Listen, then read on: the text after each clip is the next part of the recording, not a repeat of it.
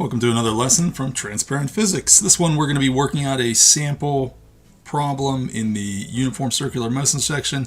This one dealing with vertical loops. We had a lesson previously talking about some of the nuances, let's say, associated with solving a problem with a vertical loop as opposed to a horizontal loop.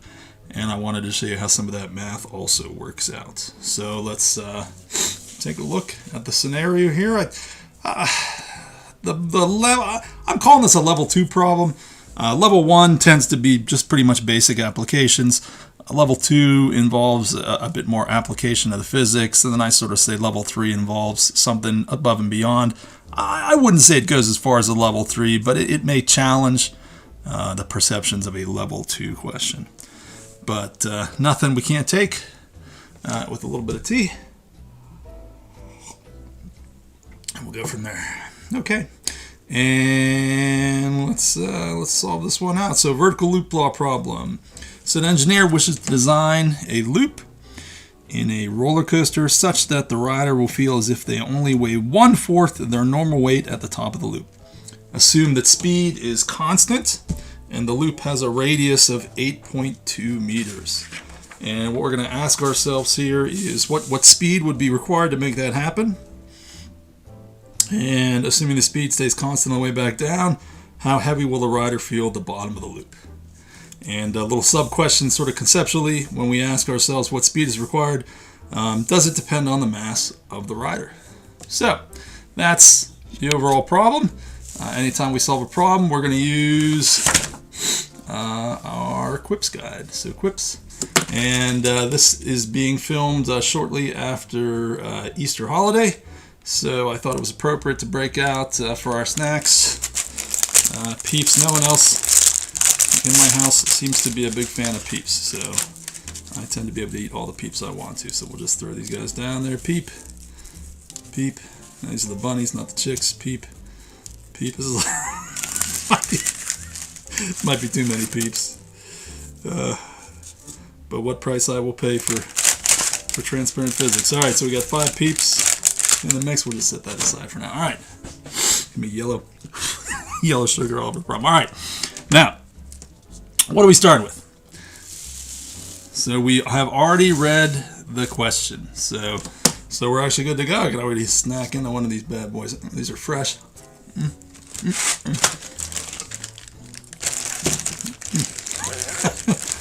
Maybe a little too big for that. All right. Okay. The debate in some circles is, do you prefer the fresh Peep or do you prefer a stale Peep? I personally am a fresh Peep kind of guy. I don't like when they get kind of hard, but that's okay. It takes all kinds of people. So next up in Quips is the underline phase. So we'll go through design a loop in a roller coaster such that they will feel that they weigh 1/4 of their normal weight. We'll have to see how we actually factor that in as far as the number goes. Assume the speed's constant. I mean, yeah, that's going to be assumed always for these problems. And the loop has a radius of 8.2 meters. We're looking for the speed. Bonus question, does it depend on the mass of the rider? We'll be able to address that sort of mathematically and conceptually by the time we're done. Assuming speed stays constant on the way back down, how heavy will the rider feel at the bottom of the loop? Now, and when they're talking about how heavy the rider will feel, we're going to have to look at the picture to see exactly what that means. And even here, the rider will feel. Mathematically, we can quantify that, but we'll look at the picture to see exactly how we're going to do that. All right. So we have read the question. We have underlined the problem. I need a smaller snack. They need to make small Peeps. All right. All right. All right, let's get this done. All right. Next up. Out of the way, Peep, you're blocking. All right. So next up is our information. So we can draw a sketch, get all the information down on paper. So I would say In terms of the problem, we might as well look at A and B sort of in the same context here. So we have a loop, and at the top of the loop, we have the ride. At the bottom of the loop, we have the ride. Now in the ride, we have a seat, and I drew the seat upside down because this, this is where I need white out. All right. If the person's in the ride, obviously the seat can't look like that. The seat has to look like this. All right, so that's our seat. We'll draw it like that, and then that's going to go around like this. So at the top, we have somebody in the roller coaster. I guess that didn't work out too bad. It looks like their feet's coming out of the bottom there. I'm sure you want to zoom in on this beauty. All right, so what do we know? Let's get a couple colors out here to make our lives easier. All right. What's acting on the person? Well, the person has the seat acting on them. So I would say the seat is acting down towards the center here. At the same time, they have their weight. Now, it does say that we are interested in the weight. We don't actually know the mass of the person, but the weight pulls down and the seat pulls down. And the force from the seat is really where you're going to be feeling what your weight is. How you interact with your seat gives you your sensation of the weight. So this is where we sort of tie in the idea of this 1/4 of our normal weight. If you're sitting in your seat and you're feeling a force from your seat equal to your weight, then that's kind of the normal circumstances. In this case, when they're at the top of the loop, they're going to feel their seat pushing on them with less force than they normally would. So this is where I'm going to add that information, 1/4 your weight. That's the condition we're looking at. And no matter what, we need a centripetal force acting towards the center. At the bottom, we need a centripetal force acting up. There's always the centripetal force. The centripetal force is going to remain constant because we are maintaining a circular path of constant radius and constant speed. So while we don't actually need the person at the bottom yet, we might as well draw them in. Okay. And we're interested in the speed for the top. Well, again, the speed's constant. So if we figure out the speed at the top, we're going to know the speed everywhere. Okay, so we're not going to worry about the bottom right now. So, doesn't look like we're given a lot of information. We're definitely not given the mass of the rider either, but that seems to be what we have. So, speed is our unknown, and we can add a little bit of a question mark somewhere in here. Maybe a little mass. Does the mass matter? Okay, and that I would qualify as our information. Also, while we're at it, I guess we're at the bottom here. Assuming the speed stays constant on the way back down, how heavy will the rider feel? Remember, the seat is the indication of how heavy the rider feels. So F seat is basically how heavy rider feels. If F seat equaled just the weight, then that's normal. They would feel what they would normally feel if they were sitting in a seat. So at the top, there's not a particular equation that we know for this exact scenario would use. We're just going to put something together based on our physics. But based on the I step, I believe we are good to go. We've got our initial information and our sketch and our unknowns listed. We've got everything assigned to variables to the best of our ability. So you know what time it is. We're losing some bunnies. So I. All right. Next up, let's figure out how we're going to connect all this stuff together in an equation.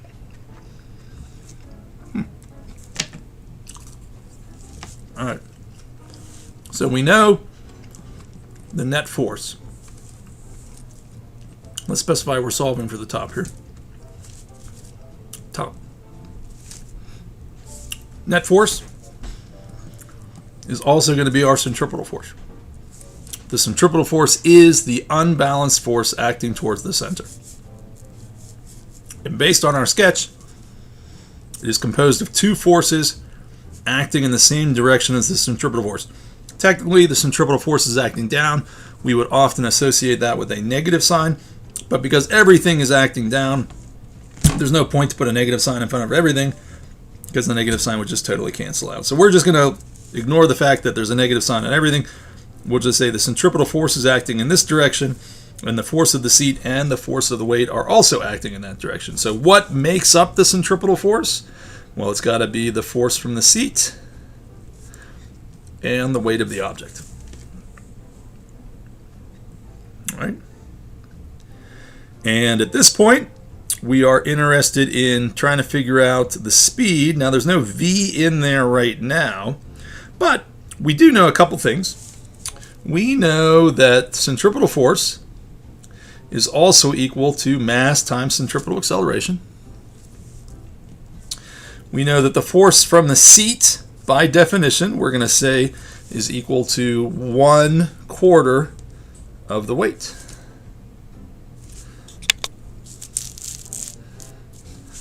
And the weight is the weight. So centripetal force becomes mass times acceleration. This force from the seat becomes 1/4 of the weight, and the weight remains the weight. So we can rewrite that as MAC equals 5/4 W, because 1W is 4/4, so 1/4 and 4/4 is 5/4, and so that's also equal to 5/4 mg. So we can take a brief aside and answer the question, does the answer depend on the mass of the rider? And I would argue that it doesn't, because the masses cancel out. Which is good, because you wouldn't want to have to design an amusement park ride for different people. You know, if a kindergartner and a studio wrestler are riding in the same seat together, you don't have to worry about two different sets of physics for two very different physical people. So it doesn't matter. Mass drops out. Everybody gets affected the exact same way. And we can go for the numbers at that. So AC is equal to 5/4. AC is equal to 5/4 G. That still doesn't tell us the speed, but we also know that AC is equal to V squared over R. That is one of our centripetal force equations. So anywhere we have AC, we can replace it by V squared over R. These are interchangeable values. So we can write our equation as V squared over R equals 5/4 G. And at this point, we're basically good to go. We just have to isolate for our unknown. Our unknown is V. So V squared, if R is on the bottom, multiply both sides by R to get R out of there. 5/4 G times R. And then we just solve for speed. V equals the square root of 5/4 G times R. We know G and we know R.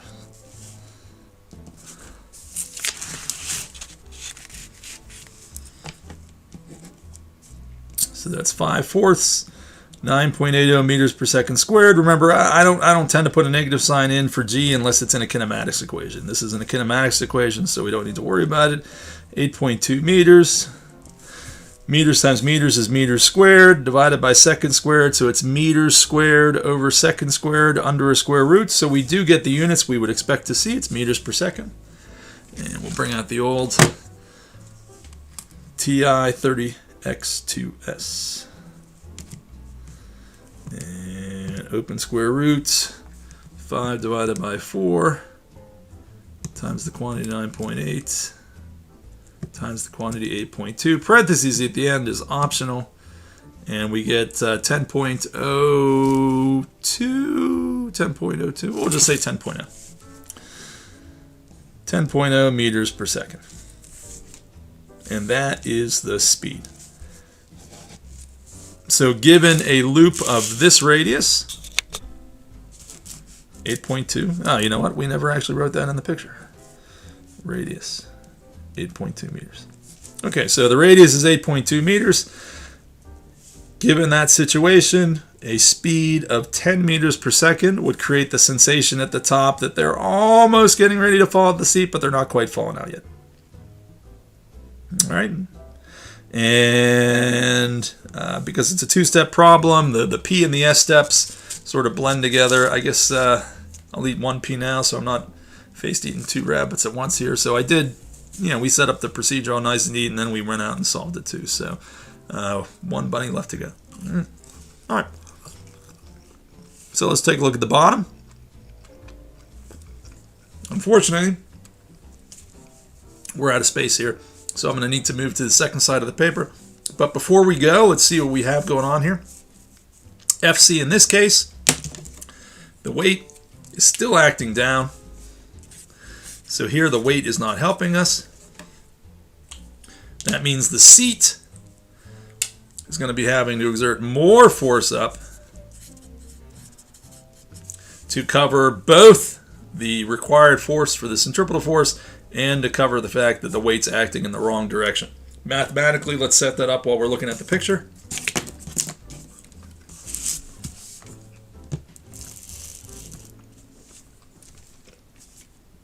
In the top, the seat and the weight are working together to contribute to the centripetal force. Seat plus weight equals centripetal force.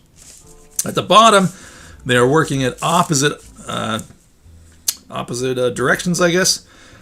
So in this case, we've got FC. FC is acting up. The seat is acting up, so I will consider that to be in the same direction as FC, so we'll just make that positive. And the weight is acting down, so we'll actually make that a negative here. So seat minus the weight is equal to the centripetal force. So if we want to figure out the seat here, it's going to be equal to the centripetal force plus the weight. So not only do I need to provide for the centripetal force, I also need to provide for the weight as well. So the weight is not helping me out here. It's working against me. I have to add to the amount of total force I need to get around the bottom of the loop.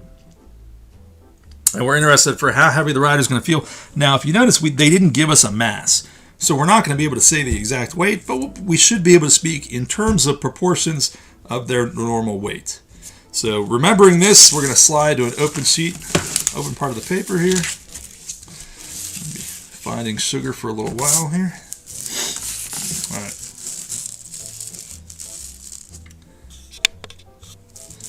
All right, so let's take a look here. So we're going to carry that equation over. F seat equals FC plus the weight. And to solve that out, we can help ourselves out a little bit by recognizing that FC is equal to M times AC, and the weight is equal to M times G. Now the AC, I don't know if we actually officially solved for it, but we did mention that AC is equal to V squared over R. And now that we do have a speed, we can actually figure out what that AC is. So the speed is 10 meters per second. The radius is 8.2 meters.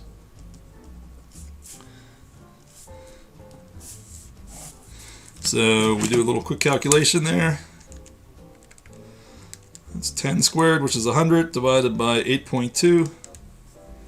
And we get 12.2 meters per second squared. So that's AC.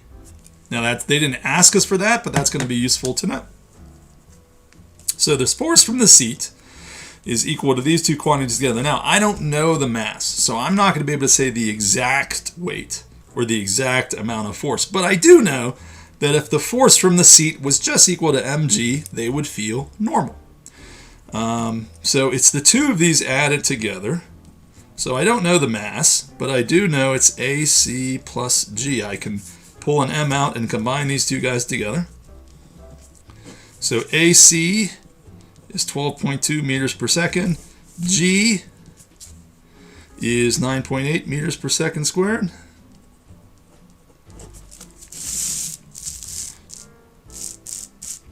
So if we combine those together, we have 12.2 plus 9.8. And that's 22 meters per second squared.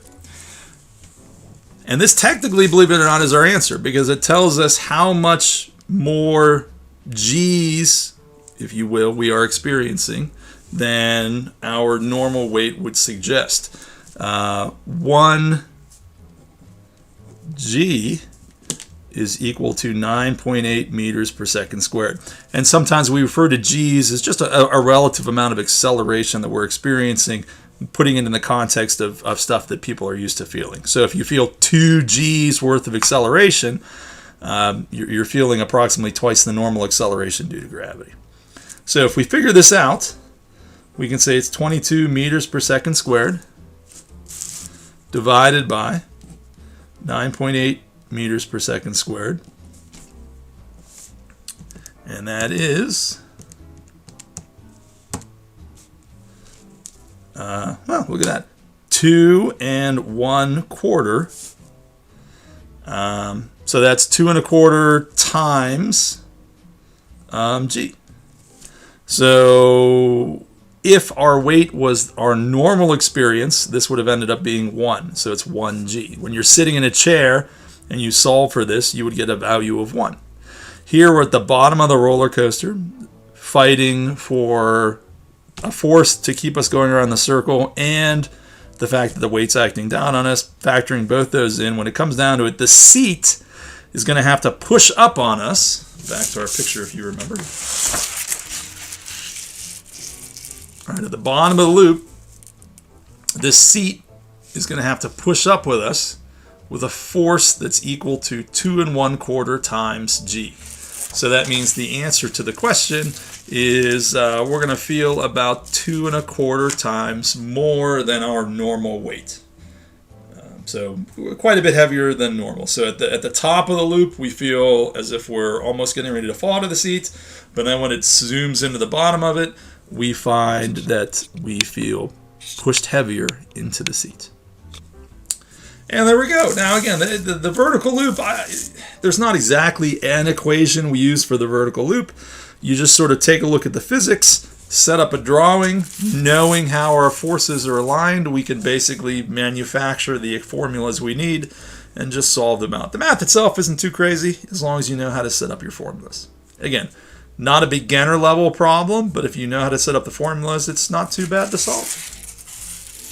Okay. I hope you enjoyed seeing this vertical loop question. There's lots of applications as far as seeing where that goes, but roller coasters and jet planes and circles and stuff are the most common places you may see them. And I don't know, I guess that's about it then. I appreciate you tuning in. Hopefully we've made physics a little clearer for you. Dun, dun, dun, dun, dun, dun, dun, dun, dun. I think that's as close as I can get yet. Thanks for tuning in.